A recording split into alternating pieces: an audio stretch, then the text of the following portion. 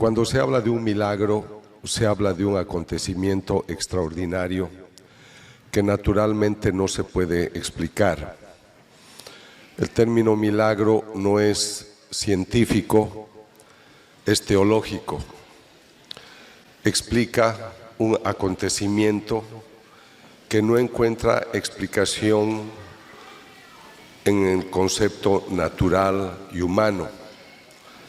En el caso de un milagro eucarístico, estamos hablando de una hostia consagrada, confeccionada en harina, en trigo, y esta sustancia tiene una efusión.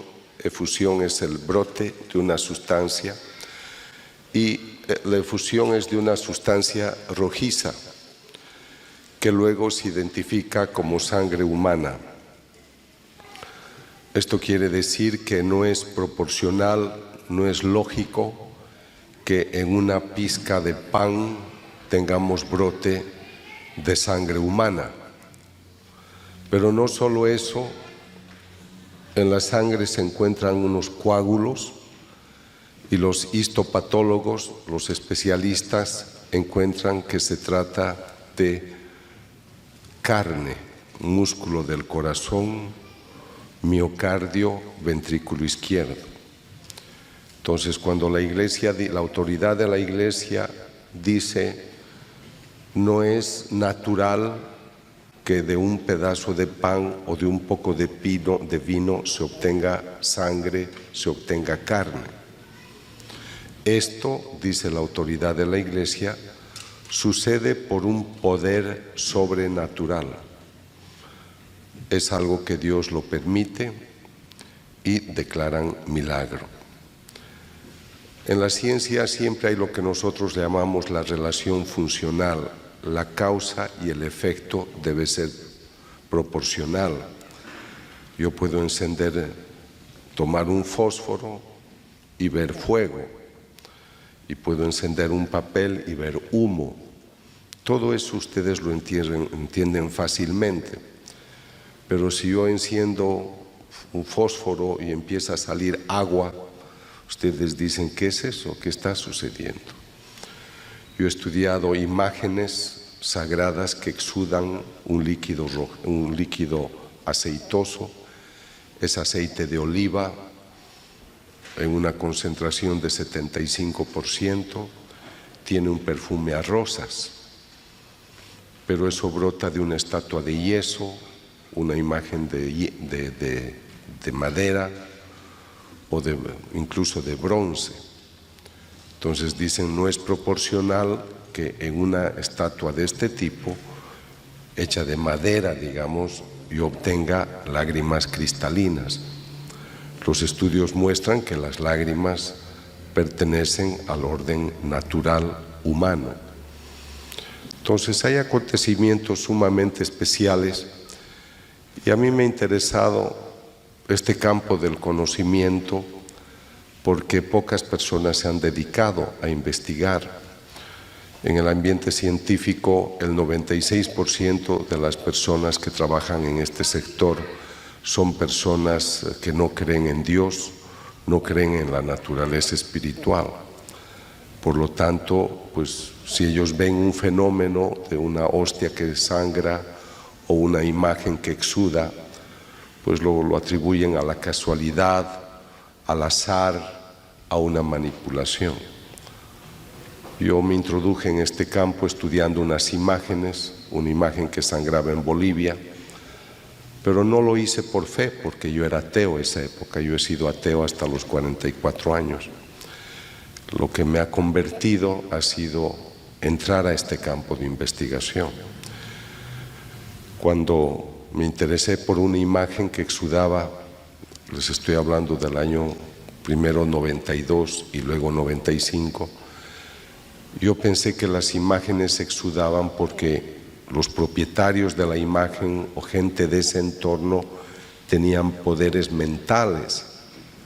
Se llama telergia, una capacidad a distancia de producir algo. Entonces, como yo era ateo, yo pensé, debe haber un poder mental que hace esto. Pero al descubrir que la sustancia que brotaba eran lágrimas humanas, que era sangre humana, pues comprendí de que había algo distinto. Esas investigaciones me han llevado a estudiar los milagros eucarísticos a partir del año 1999. Entonces son 19 años que trabajo este tema y estoy muy complacido de compartir con ustedes esta noche, porque si son creyentes es el tema que más puede llenar la vida de un católico, porque el Catecismo de la Iglesia Católica enseña que el centro y culmen de la vida cristiana es la Eucaristía. Voy a recordarles un pasaje muy hermoso del capítulo 6 de San Juan. Quisiera también decirles que yo vengo con mucha ilusión a México, porque es un país de mucha sensibilidad espiritual. En México y Colombia es donde más encuentro una recepción al mensaje cristiano.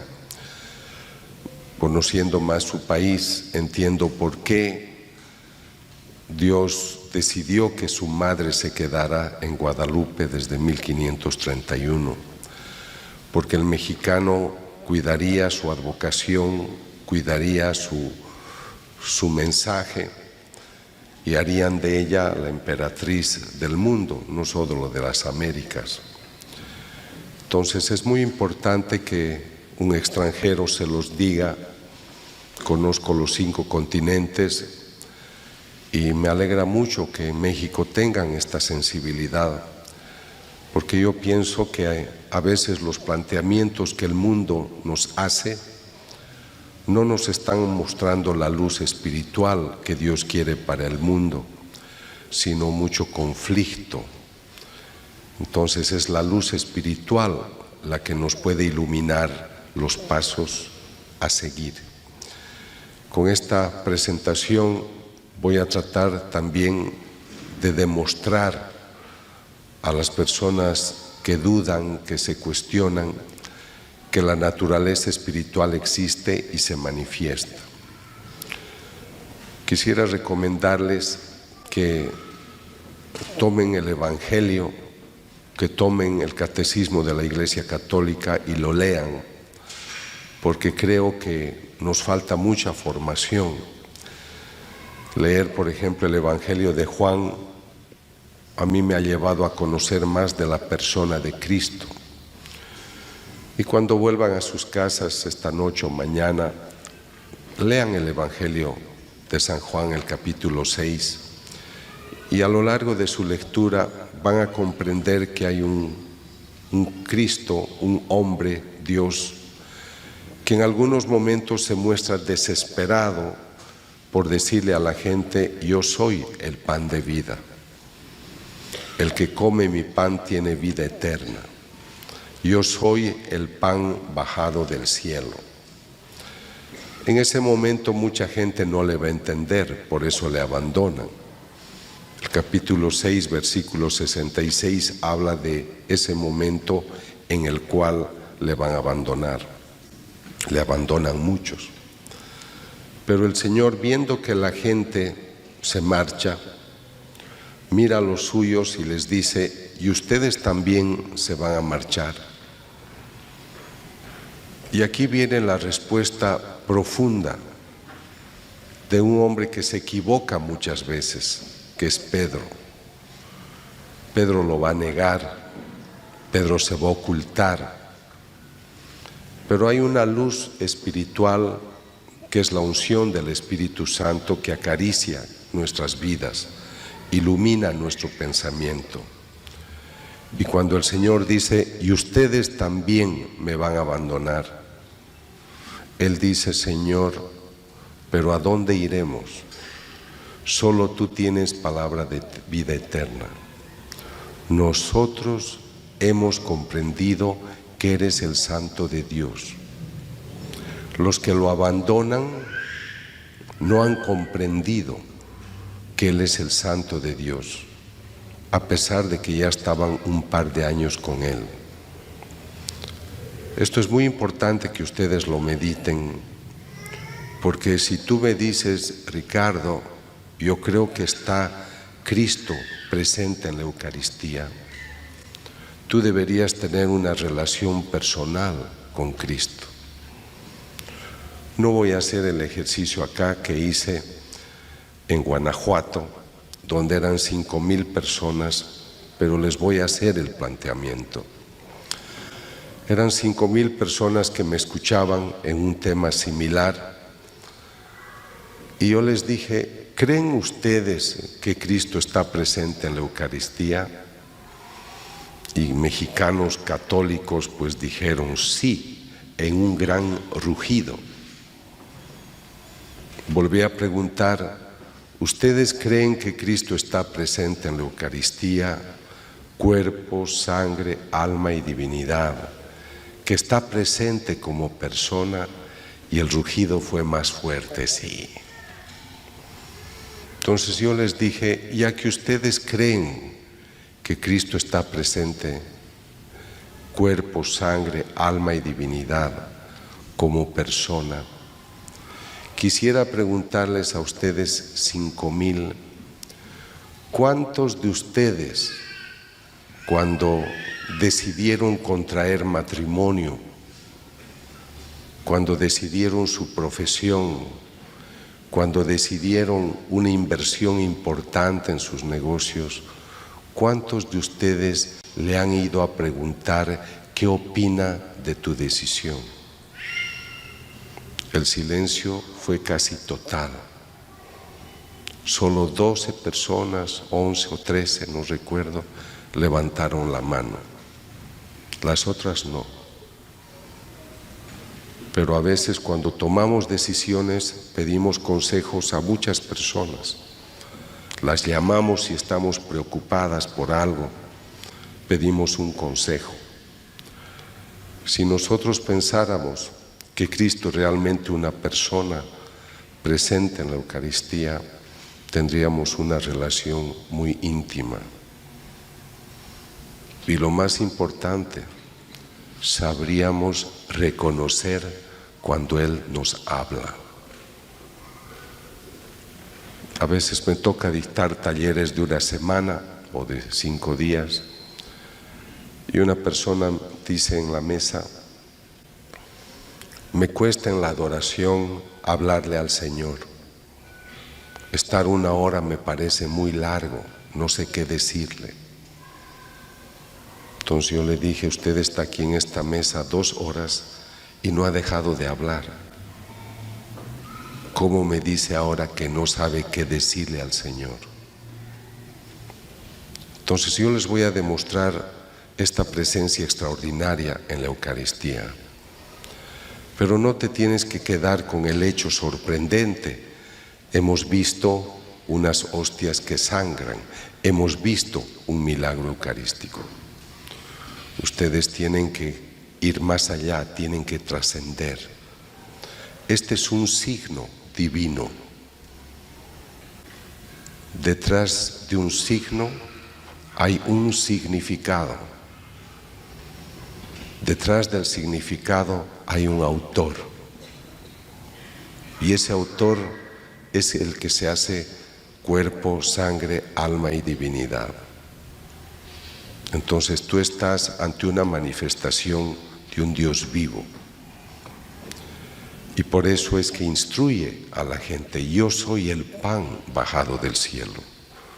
Si tú comes de mí tendrás vida eterna. Él sabe que se va a marchar. Es Jueves Santo y ha decidido instituir el sacramento de la Eucaristía. Porque Él no va a dejar una rúbrica, no va a dejar un texto, acuérdense de mí cada 25 de diciembre. Él piensa en una manera extraordinaria. Me quiero quedar con ellos hasta el final de los tiempos. Y quiero ser yo mismo como persona. Y escoge dos sustancias tan sencillas pero accesibles en todo el mundo, un poco de pan, un poco de vino. Y esa noche instituye el sacramento e invita a los suyos a hacer esto en memoria suya. Y qué gozo que nosotros tengamos sacerdotes. En su país he conocido tantos sacerdotes maravillosos, religiosas, laicos, comprometidos, interesados en tratar este tema.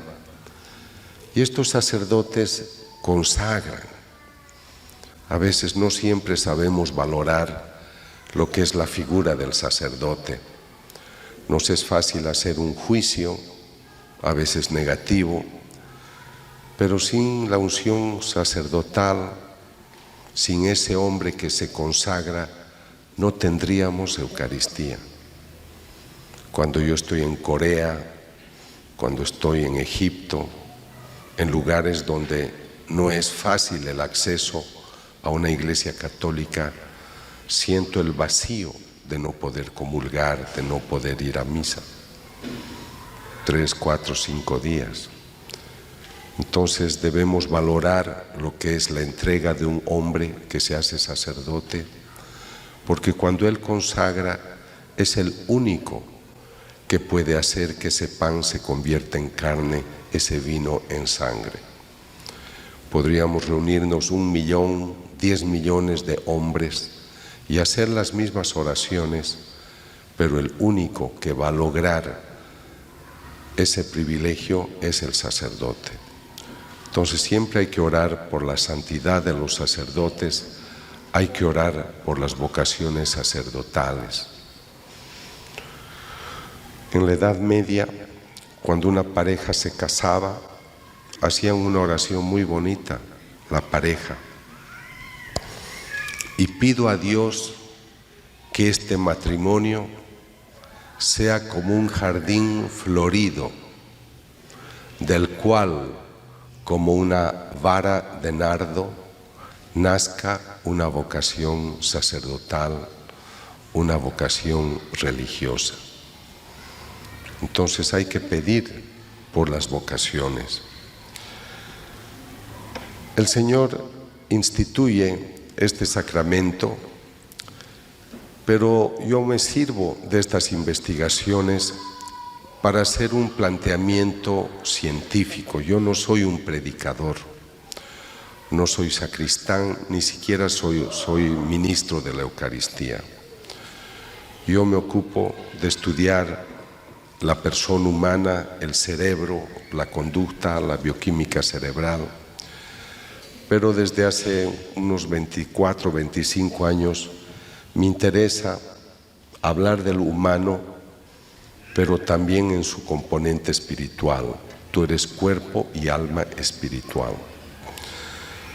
Pero en el ambiente científico que a mí me toca, 96% de los científicos no creen en la naturaleza espiritual, no creen en Dios.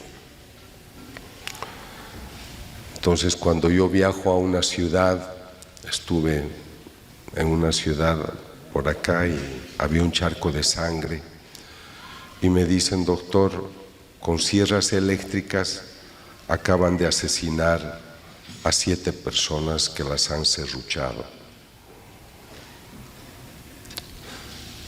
Voy a otro país donde están juzgando a 2 sicarios. Cada uno de los 2 sicarios ha asesinado a 2.500 personas.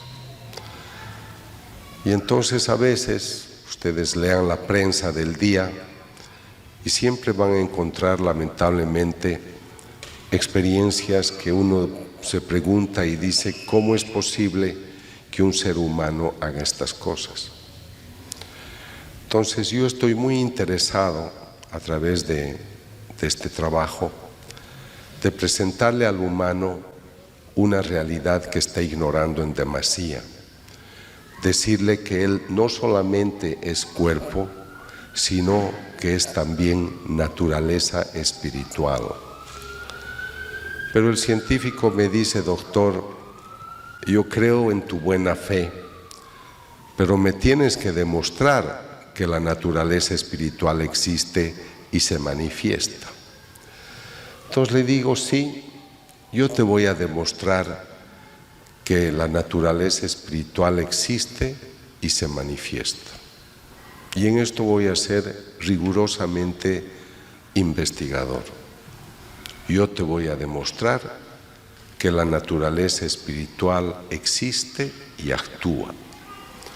Y lo voy a hacer a través de un signo eucarístico que la Iglesia declara milagro.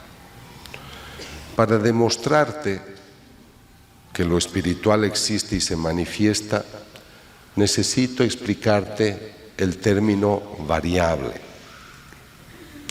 La variable es una unidad, un elemento que yo voy a aislar, que en este caso es espiritual. Se dice, nadie da lo que no tiene. Es un axioma. Entonces yo te voy a demostrar que la naturaleza espiritual que tú no puedes ver, que tú no puedes tocar, sí se manifiesta de manera física, de tal manera que tú puedes tocar, pesar y medir. Y se llama variable porque estas unidades que te voy a mostrar, estas variables, crean variaciones, crean cambios. Pero para eso te voy a hablar primero del sacerdote. El sacerdote tiene una variable esencial. Él me dice, doctor Castañón, me llamo Antonio Pérez y soy sacerdote. Y padre, ¿cómo es usted sacerdote? No entiendo. Es que mi obispo me ha ungido con el orden sacerdotal y lo ha hecho por el poder del Espíritu Santo. Hablen ustedes en estos términos a 5,000 médicos totalmente ateos. Se matan de risa. O sea, usted, doctor, me está hablando de un hombre que ha recibido el poder de ser sacerdote a través de las manos de otro hombre que le comunica el Espíritu Santo. Sí, así es. Doctor, estamos en el siglo XXI, por favor, ¿qué ha fumado usted? Le digo, bueno, sonrían, pero este sacerdote me dice que ha recibido la unción del Espíritu Santo a través de su obispo. Aunque no les guste el concepto, digo a los no creyentes, ¿aceptan que es una variable espiritual? Sí. Mi segunda variable espiritual es que el sacerdote durante la consagración toma el pan, toma el vino y hace una invocación, término griego epíclesis, y solo hace una oración en la que en sus términos invoca y pido que por el poder del Espíritu Santo el pan se convierte en carne, el vino en sangre. Los profesores saben todos que es una variable espiritual. El padre, el celebrante, no se ha traído una máquina sobre el altar y ha hecho disparos de positrones, de ondas electromagnéticas, de rayos láser. Ha tomado el pan, ha tomado el vino y ha hecho una oración. Entonces yo les digo, ¿están ustedes de acuerdo que es una variable espiritual?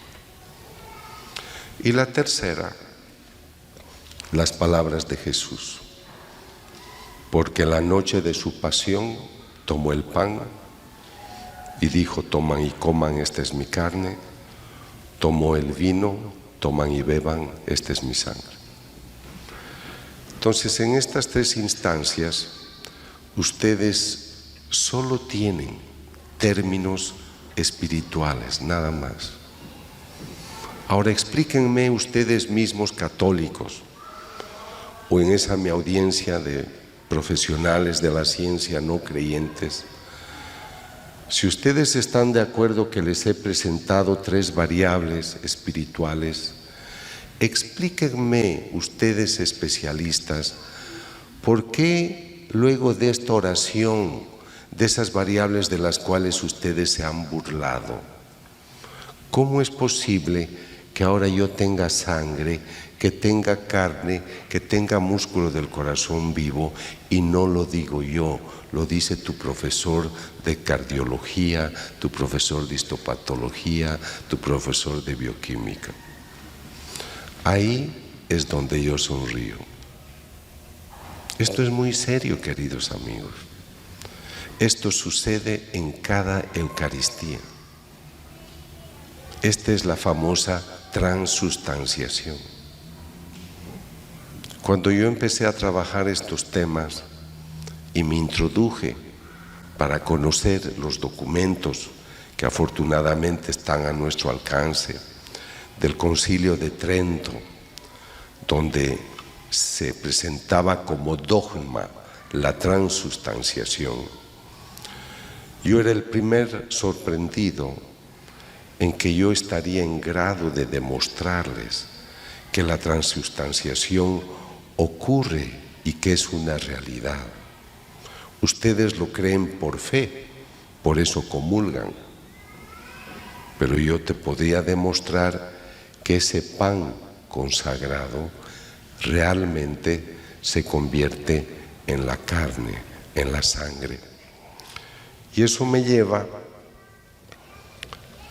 a esa frase extraordinaria de Juan 6:51. El pan que yo te daré es mi carne. Cuando yo hablo a los no creyentes, me alegra decirles, el Dios del que yo te hablo no es un Dios inventado por la literatura, no es como Zeus, no es como el Olimpo griego o romano o egipcio. Este Dios del que te hablo es el que ha hecho todo. Y ustedes como católicos creyentes, que ciertamente no les faltará una preocupación, un deseo, a veces nos sentimos abandonados, nos sentimos desesperados.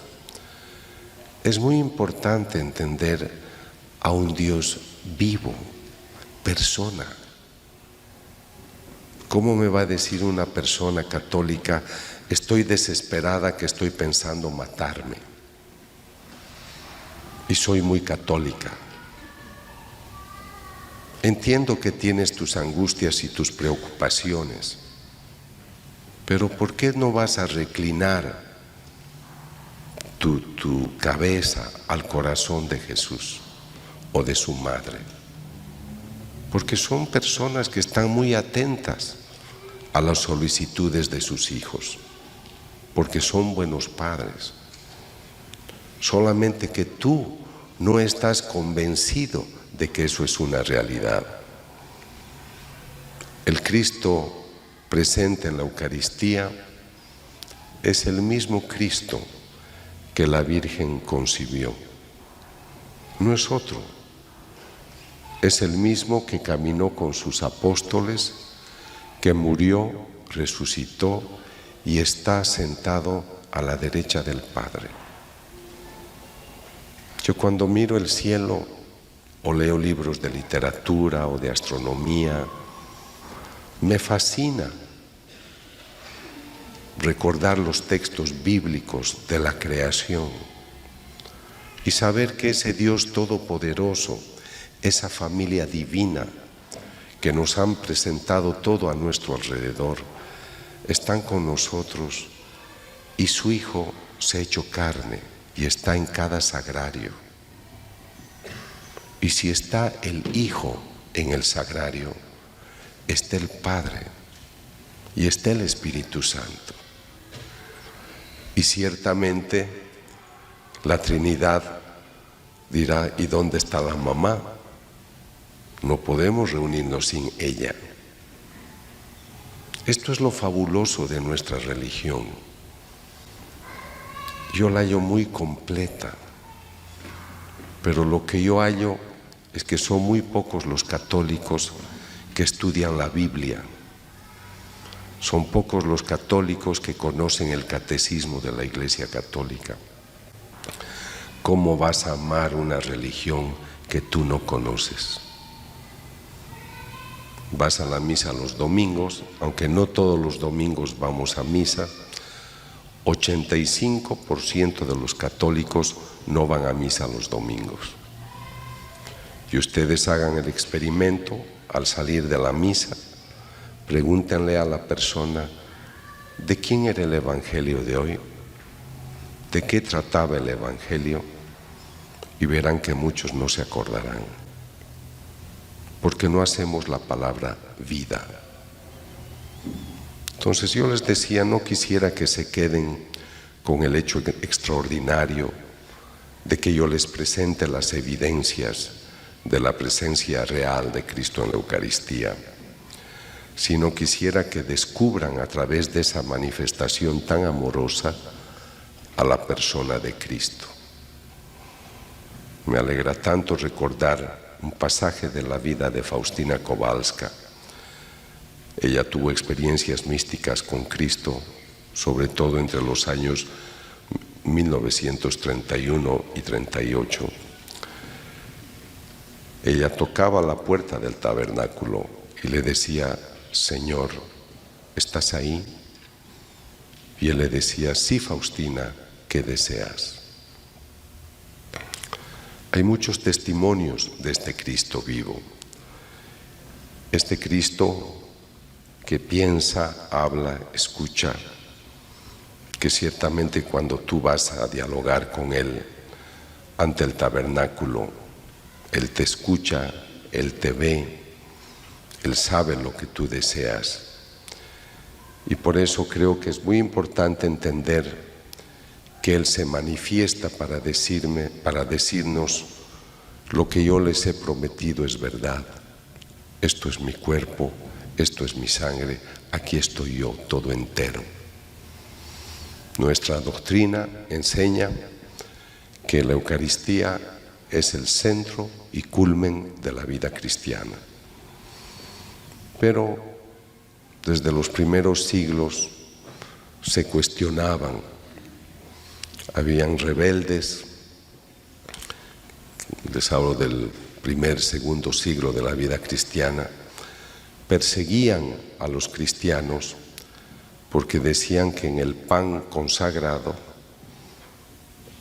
mataban a un niño, le quitaban pedazos de carne, lo mezclaban con harina y decían que ese era el cuerpo del Señor.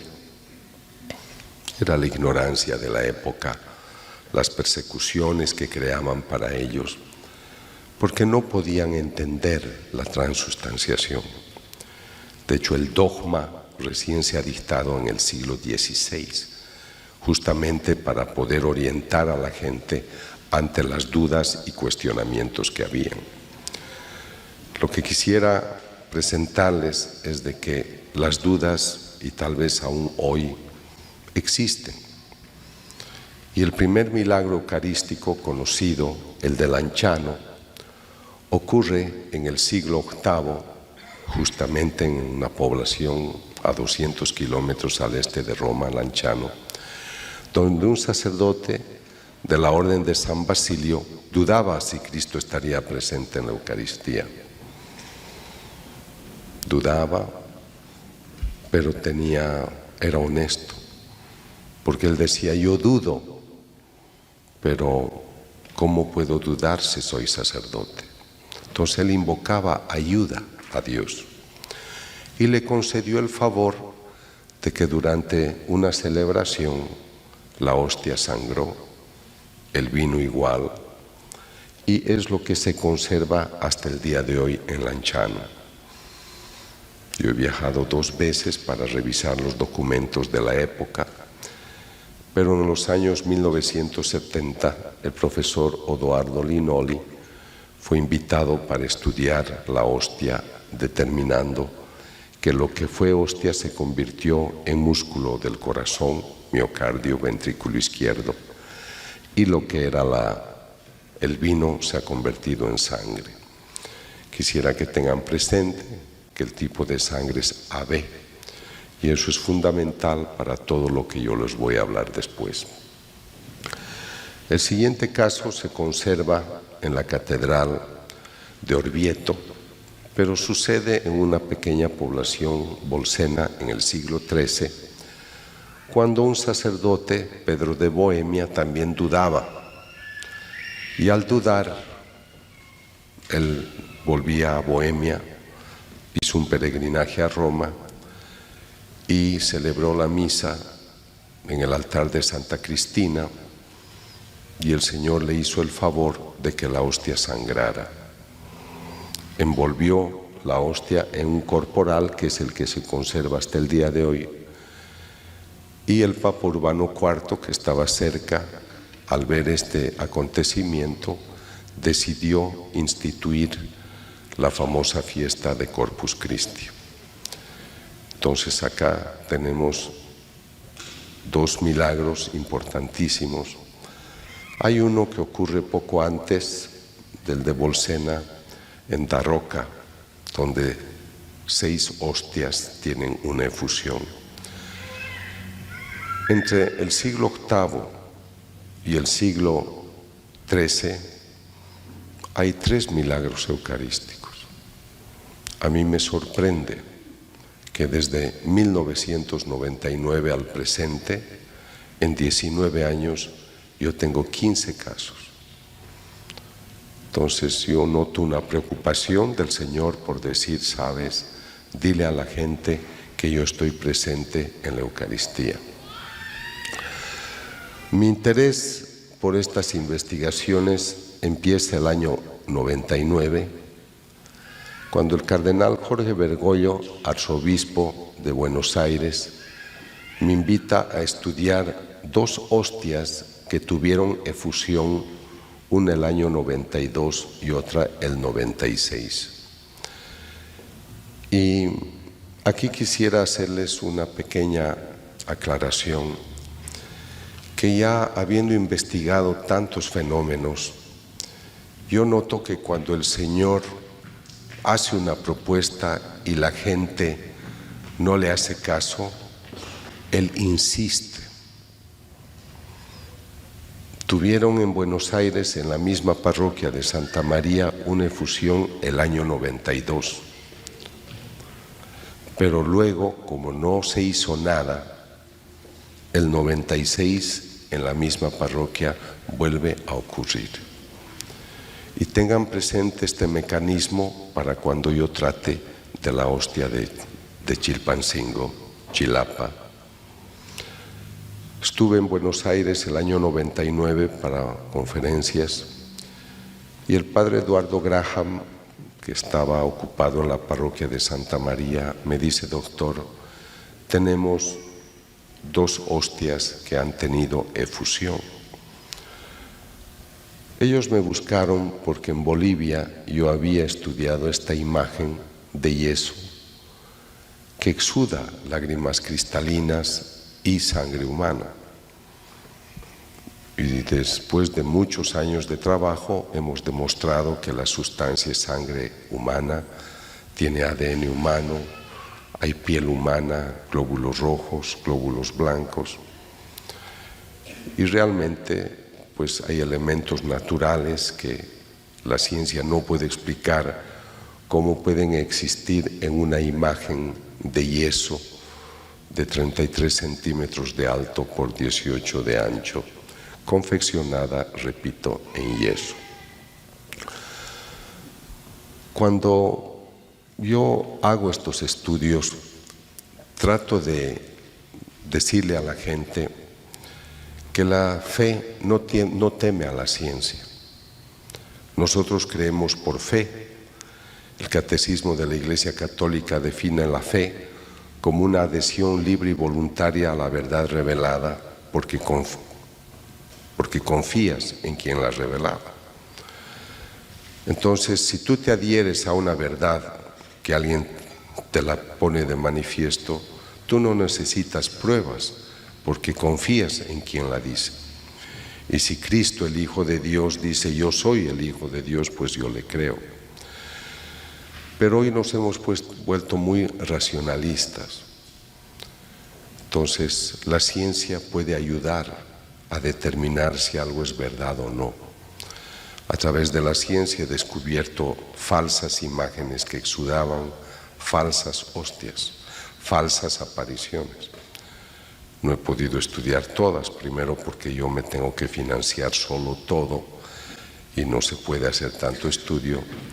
Y segundo, porque solo estudio a pedido de la autoridad de la Iglesia.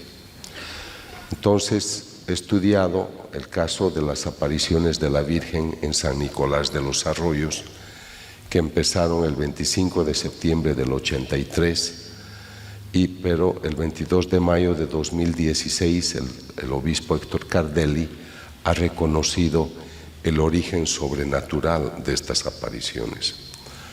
De todas las apariciones famosas, últimas, esta es la que sí se ha reconocido.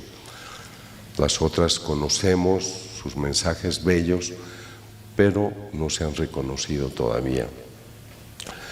Entonces, la historia de las hostias de Argentina empiezan cuando, el 15 de agosto del 96, el celebrante da la Eucaristía a una mujer que le recibe la hostia en la mano. Pero, por lo que recuerdo de su explicación, cuando él no tomó en cuenta que debería comulgarla delante de él. Entonces la persona se fue con la hostia en la mano y en vez de comulgarla la dejó sobre una mesa donde había un candelabro cuya base era de arena. Entonces dejó la hostia sobre la arena y se salió. Luego de este hecho, algunas personas lo observaron obviamente y le avisaron al padre: Padre, hay una hostia consagrada que una persona ha dejado. Cuando yo entrevisté al sacerdote, me dice: yo quería comulgarla a la hostia, pero estaba llena de piedrecitas de arena. Entonces la puse en agua para que se pueda disolver, porque es norma, y en vez de disolverse, la hostia se fue convirtiendo en una sustancia rojiza. Cuando yo fui a investigar, me explicaron que aparte de esta hostia que exuda el 96, tienen otra que tuvo efusión el 92. Y me muestran los primeros certificados de una doctora Adelma Sassó, que era una doctora de la zona, y en su informe ella explica que esto es sangre humana, pero lo que a mí más me llama la atención es que ella ha obtenido lo que se llama la fórmula leucocitaria. Esta fórmula te está exponiendo los porcentajes de los distintos tipos de glóbulos blancos, leucocitos, que hay en la sangre. Hasta acá todo es fácil de decir, han encontrado glóbulos blancos porque es sangre humana. Pero lo que a mí me sorprende y me anima a hacer la investigación es que la doctora ha hecho el estudio el 92 y el 95 repite la investigación y descubre que los glóbulos blancos están intactos. Es más, ha variado el porcentaje de un estudio a otro. Los glóbulos blancos se comportan como si estuvieran en el cuerpo de una persona humana. Si aquí hay algún profesional del campo, sabe muy bien que los leucocitos fuera del organismo, a los 5 minutos o a los 60, por un proceso de apoptosis, se autodestruyen. Lo que les estoy mostrando es como si tú fueras al río, te coges un pescadito, lo llevas a tu casa y vive contigo fuera del agua 3 años. Entonces, ustedes me pueden decir, doctor, podría ser que alguien le ha puesto sangre a la hostia. Y yo te digo, sí, puede ser, yo no estaba en el lugar. Pero ahora explícame tú, ¿cómo hace, si alguien le ha puesto, cómo hace para conservar la sangre fresca durante 3 años sin ningún tipo de preservante? Es más, cuando me dan a mí las muestras, a una de ellas, la del 96, la han puesto en agua, que es el peor medio para conservar algo porque destruye más. Entonces, vean ustedes, aquí hay una evidencia importante de aquello que pues ocurre ya y que vale la pena investigar. El estudio me ha tomado 6 años. Hemos ido a muchos laboratorios en 4 continentes y los laboratorios han puesto en evidencia que se trata de sangre humana con ADN humano. El doctor Federico Tsugibe, en el año 2004, era uno de los más famosos médicos forenses especialistas en corazón. Cuando él ve estas láminas, estos slides, dice: su paciente ha sufrido demasiado. Los estudios que hacemos son a ciegas, ellos no saben que esto viene de una hostia. Su paciente ha sufrido mucho. Tengo 2 colegas que han viajado para presentarle el material. ¿Por qué dice usted que el paciente ha sufrido mucho? Porque las estrías están dobladas, están separadas. Parece que a su paciente le han dado un ataque al corazón, posiblemente a causa de un severo golpe en el pecho a la altura del corazón. Es médico forense. Está tratando de explicar de qué ha muerto ese paciente. Entonces él está interpretando, él ni sueña que esto viene de una hostia. Entonces, en el informe o durante la entrevista, él toma un libro y dice: estas estrías son de este lugar, esto es miocardio, que tiene cambios degenerativos del tejido del miocardio. El miocardio es el músculo que le hace latir al corazón y da vida a nuestro organismo. Entonces él está viendo tejido del corazón lastimado y, como les decía, cree que el paciente ha sufrido mucho porque se le ha provocado el infarto por algunos golpes. En el resultado final, el corazón tenía una actividad dinámica, estaba vivo cuando se tomó la muestra. Este es el momento en el que yo estoy tomando la muestra, en octubre del año 99. ¿Por qué dice el doctor, el momento que se tomó la muestra, el tejido estaba vivo? Porque en mis evidencias ha encontrado leucocitos, glóbulos blancos intactos. Entonces, ¿por qué dice además que el paciente ha tenido un reciente infarto? Perdón, algo. El doctor ha dicho, el tejido estaba vivo porque ha encontrado glóbulos blancos.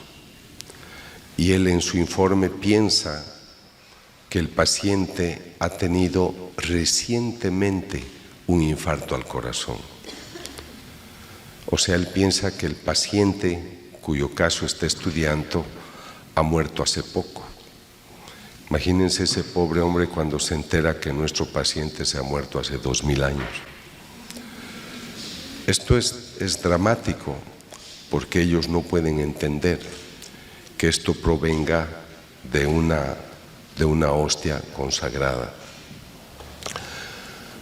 El viernes 17 de marzo del 96 presenté los resultados al cardenal Jorge Bergoglio. Y fue él el que me animó. Usted tiene la evidencia de que Cristo está presente en la Eucaristía y tiene una evidencia científica.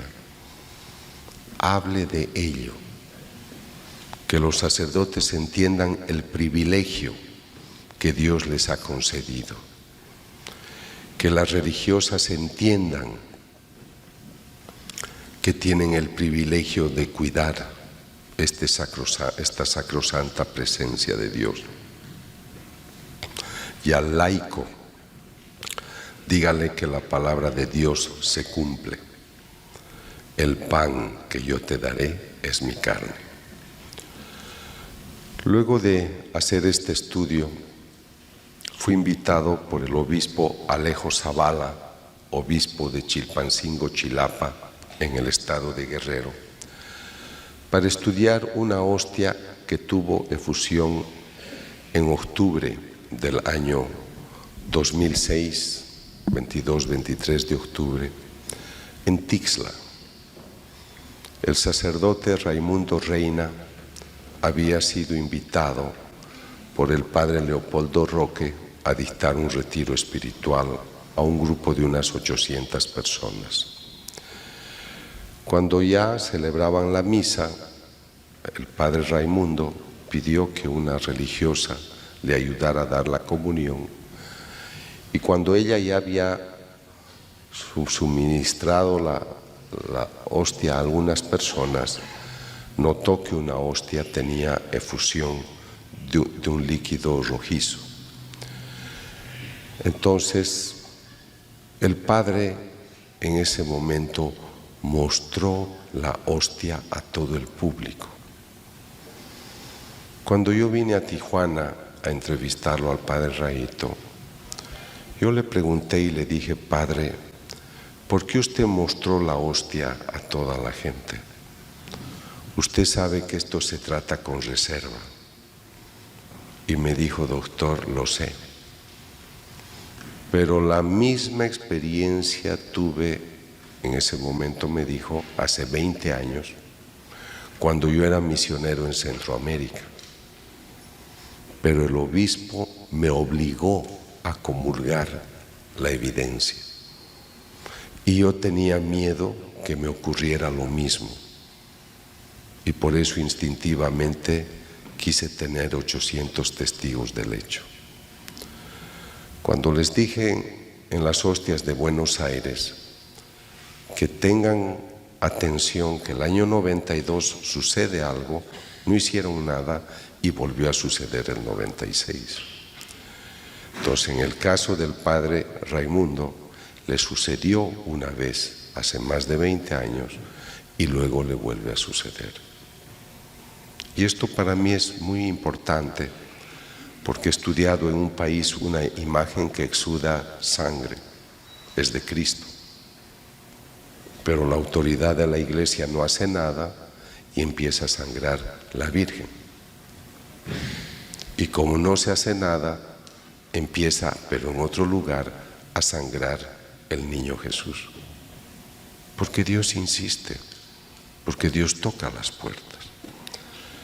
Entonces, me alegra la iniciativa que tuvo el padre Raimundo de mostrarla a la gente, porque entonces el obispo, un hombre muy valioso, Alejo Zavala, él dijo: guarden la hostia en el tabernáculo de la parroquia de Tixla, San Martín de Tours. Mientras tanto hago una comisión de investigación teológica y esperemos el momento para hacer una investigación científica. Cuando yo llego al lugar, es octubre de 2009, el acontecimiento sucedió el 2006, este es el estado que yo observo en la hostia. Pero el padre Monseñor Alejo es un hombre muy lúcido y me dice: doctor Castañón, yo no me puedo equivocar, necesito eliminar cualquier cuestionamiento. Lo primero que me dicen es: alguien ha puesto la sangre en esa hostia. Habrá un modo de identificar si la sustancia viene del interior o alguien la ha puesto por fuera. Me fui a los laboratorios forenses de la policía, estuve muchas horas con ellos y descubrieron que la sustancia brotaba de la parte media de la hostia y se dirigió hacia la parte superior. El origen era interno, no era externo. Este es el primer estudio del año 2009, pero el 2012 otro laboratorio que yo contraté para hacer investigaciones descubrió lo mismo, indicando que la dirección es de adentro hacia afuera. O sea, tengo dos pruebas que ponen en evidencia de que la sustancia brota del interior. Tengo un libro que se intitula Crónica de un milagro y al final hay más de 30 páginas con todo el certificado, los certificados que justifican todo lo que yo les estoy diciendo. Están los certificados médicos, la sustancia es sangre humana y el tipo de sangre es AB. Es el mismo tipo encontrado en Lanciano, es el mismo tipo encontrado en la Sábana Santa de Turín. Acá gocen lo que van a ver, porque esto es un milagro lo que van a ver. Han colocado los expertos unas partículas de pan y están obteniendo una sustancia que se llama hemoglobina. La hemoglobina es una heteroproteína que lleva oxígeno a los tejidos y sirve para la eliminación del anhídrido carbónico de los pulmones. Para tener hemoglobina yo necesito un laboratorio. Esa hemoglobina se adhiere a los glóbulos rojos y es lo que permite que lleve oxígeno a los tejidos. Pero lo que ustedes tienen que preguntarse, ¿cómo es posible que en unas partículas de pan se establezca un laboratorio que produce hemoglobina? Estas cosas uno tiene que plantearse para entender el alcance de lo que estamos observando. Les he explicado que esta hostia tiene efusión en octubre del 2006. Me la entregan a fines de octubre de 2009 y en febrero de 2010 yo quiero investigar si encuentro algo debajo de la sangre ya coagulada. Y descubrimos que debajo de la sangre coagulada hay sangre fresca.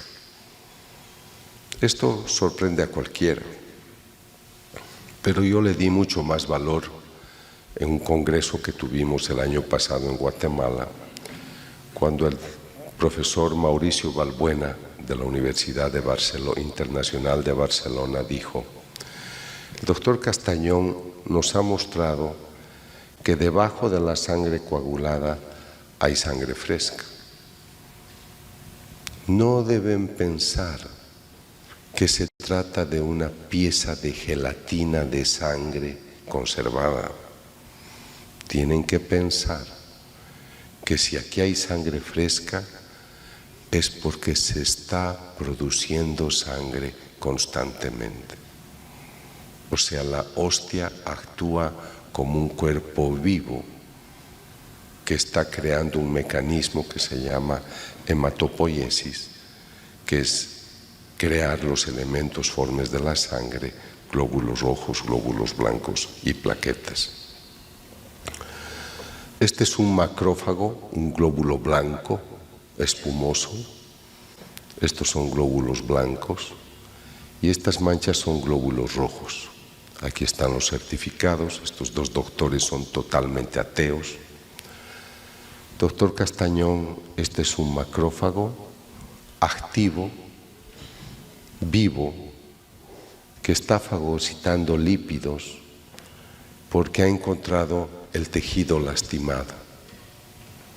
Y el cardiólogo, el profesor Blanquiset de la Universidad de Cartagena, en Colombia, dice: este es el cuadro que nosotros observamos cuando un paciente ha tenido infarto al corazón.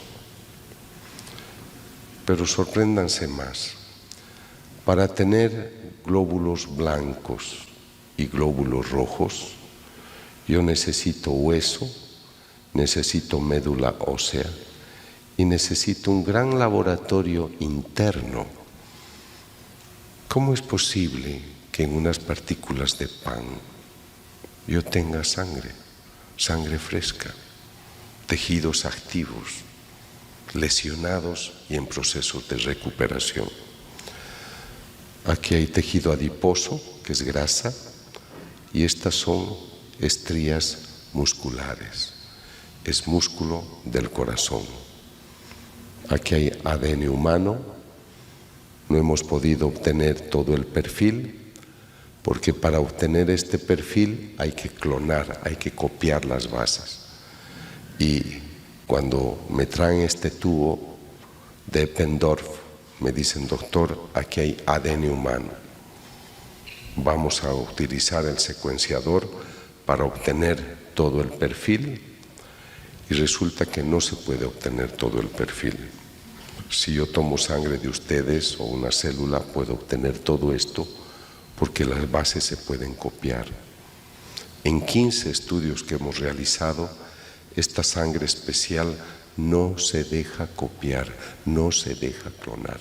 Por eso es que no se puede obtener todo el perfil, es única, pero sí tenemos el dato suficiente para decir que aquí hay ADN y se trata de ADN humano. He visitado algunas fábricas de hostias, nunca ha sangrado una hostia no consagrada. Entonces yo les decía, yo les voy a demostrar que la naturaleza espiritual existe y se manifiesta. Y les estoy demostrando a través del milagro eucarístico. El sacerdote toma el vino y se convierte en sangre, toma el pan y se convierte en carne. Ustedes tienen la bendición de haber tenido un obispo muy valiente, muy humilde, muy santo, que es el obispo Alejo Zavala, y el 12 de octubre de 2013, en una declaración solemne, reconoce el carácter sobrenatural del milagro eucarístico de Tixla, Chilpancingo, Chilapa. Sé que van a querer mis libros, no los tengo, pero si escriben a la tienda del discípulo.com, ahí los tienen. Luego les daré una dirección en México también. Me llama la atención encontrar corazón. La hostia de México pone en evidencia miocardio, lo mismo la hostia de Argentina. Entonces, esto me lleva al siglo XVII, a la experiencia de Margarita María Lacoco. El Señor se le aparece a ella y le muestra su corazón. Margarita, este es el corazón que tanto ha amado a los hombres, pero en compensación, lo único que recibe es ingratitud. Pero lo que más me conmueve es que esa ingratitud provenga de aquellos hijos que se dicen míos. Conozco muchos sacrilegios que se hacen a la presencia de Cristo. Entonces, por eso le pide a ella ya en esa época que haga reparación por las ofensas a esta presencia eucarística. Pero yo creo que además de todo ello, lo que el Señor está tratando de decirnos es que su palabra se cumple. Los teólogos que me asesoran me dicen: doctor, un milagro sucede para confirmar que aquello que tú crees es verdad. Tú crees que aquí está presente el Señor, cuerpo, sangre, alma y divinidad, y aquí tienes la evidencia. Y esta es la cita de las que les hablaba antes: el pan que yo te daré es mi carne. Y nos sigue entregando su corazón. ¿Por qué, ya para concluir, por qué me he interesado de hacer este tipo de trabajo? A mí la Iglesia Católica no me paga por lo que hago. Es porque yo creo que el humano debe reconocer un gran descuido con su vida espiritual. Yo he tenido aquí en México la experiencia de sicarios que después de descubrir la vida espiritual en sus vidas han dejado de matar. Hombres violentos que maltrataban a sus hijos, a sus esposas, han cambiado el momento que han dicho sí a la vida espiritual. Políticos corruptos igual. Entonces yo creo que mi punto de vista trata de decirle a la gente: tú eres cuerpo y alma espiritual. He viajado a Egipto a hablar a los musulmanes o a los budistas en Corea. Yo no le voy a decir al budista: mañana te arrodillas y comulgas. Si quiere hacerlo, que lo haga y que se prepare, obviamente. Pero lo que yo necesito es que el humano se dé cuenta que es cuerpo y alma espiritual.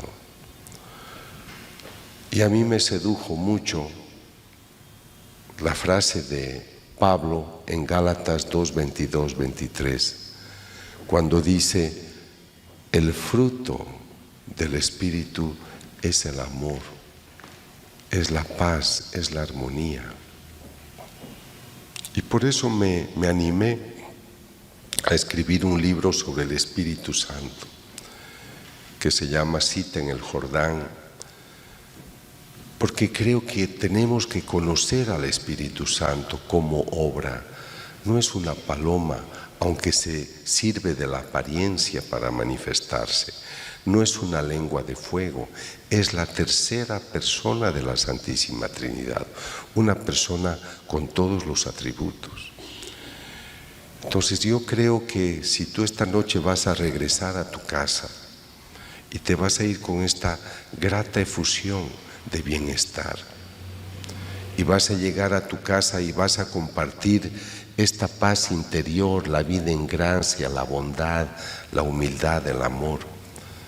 Si tú llevas eso y encuentras eso en tu casa, tú estás llevando los frutos del Espíritu en tu vida.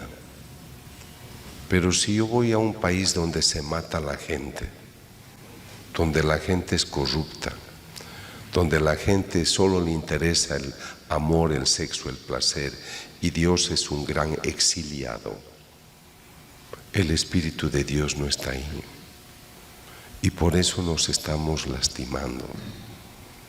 Por eso matan las personas por un celular. Por eso los hombres pagan por el cuerpo de una mujer. Por eso no estamos bien. A pesar de nuestra cultura, del llamado desarrollo tecnológico, económico, social, yo no pienso que el hombre pueda decir en el mundo: nosotros hemos construido un mundo de amor, de paz y armonía. Y para mí, todo eso tiene que ver con la ausencia del Espíritu Santo en nuestras vidas. Entonces, por eso yo creo que tenemos un gran desafío, y es el de entender que Dios, a través de estos milagros, nos está obsequiando una evidencia, para que no nos quedemos solamente con la idea y el concepto de fe. Yo he estudiado a místicos modernos y el Señor dice: yo no debería necesitar hacer milagros para que crean en mí, porque ya tienen mucha revelación, pero me rebajo, me abajo, me pongo a su nivel pobre para darles una evidencia, porque como ya no leen mis libros, porque ya no tienen interés de mi palabra, les muestro cosas extraordinarias para que seducidos por ello, vuelvan a mí. Entonces yo creo que aquí tienen los datos de México para mis libros, y también María Visión los vende mis libros. Entonces yo quisiera dejarles con esta evidencia de un Cristo vivo, presente en la Eucaristía, que está muy interesado de mostrarse presente. Yo recorro los países y me ocurren anécdotas muy curiosas. Por ejemplo, a veces cuando viajo llevo conmigo la Eucaristía en un portaviático y me subo al avión y los niños extienden los brazos como para abrazarme. Pero eso nunca sucede cuando no tengo la hostia conmigo. Y la prueba de que algo especial sucede es cuando estaba en Medellín, llegué a mi hotel y me esperaba un comité de personas que me recibían en el hotel. Y mientras estaba en el lobby esperando mi chequeo al hotel, había unos niños jugando. Y se acerca uno de los niños a mi asistente y le dice: señorita, ¿le puede decir al Señor si nos deja jugar con el niño que tiene en sus brazos? Yo solo tenía la hostia sangrante conmigo. Entonces estos son acontecimientos, esa ya es una anécdota real, pero yo pienso que el Señor nos ha obsequiado cosas muy grandes para mantener nuestra fe. Pero si no nos abrimos a la luz del Espíritu Santo, si no volvemos a las enseñanzas originales, si pensamos que la conquista del mundo es más importante que la conquista de la santidad y del Espíritu, tal vez perdamos el rumbo. Está bien que vivamos en el mundo construyendo todo lo que necesitamos para sobrevivir con dignidad, pero creo que nos estamos encaminando a buscar lo efímero, lo concreto, lo inmediato, y no importa si eso asfixia nuestra vida espiritual.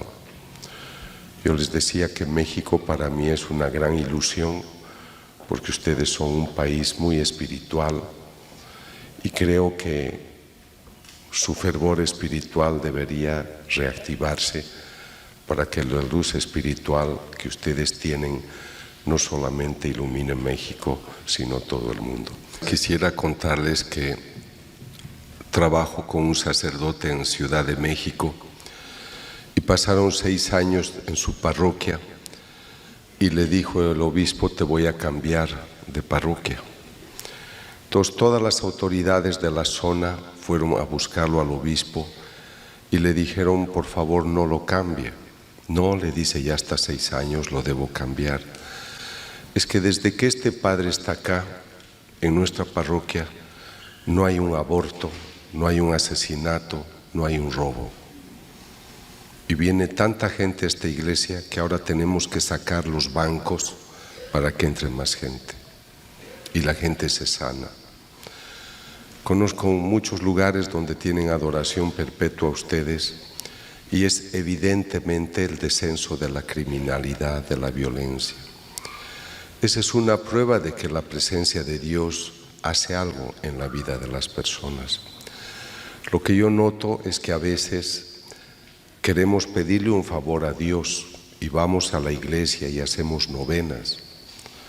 Yo he atendido un caso de una familia muy famosa a quien secuestraron a su hijo.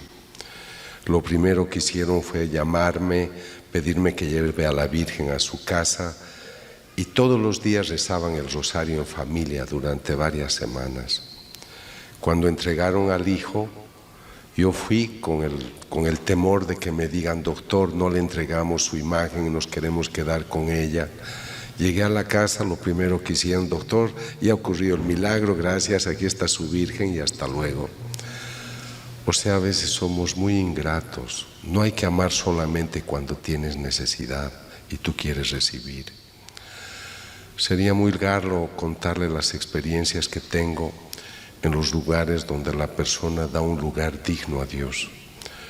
Si ustedes piensan que un personaje viene a vivir a tu casa y hace asfaltar las avenidas, hace construir universidades, ¿qué no hará un Dios vivo que quiere ubicarse al lado de tu casa para hacer algo?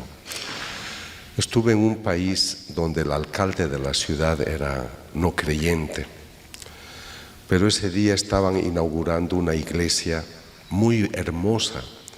Eran padres misioneros polacos que construyeron la iglesia más hermosa en un lugar de Sudamérica.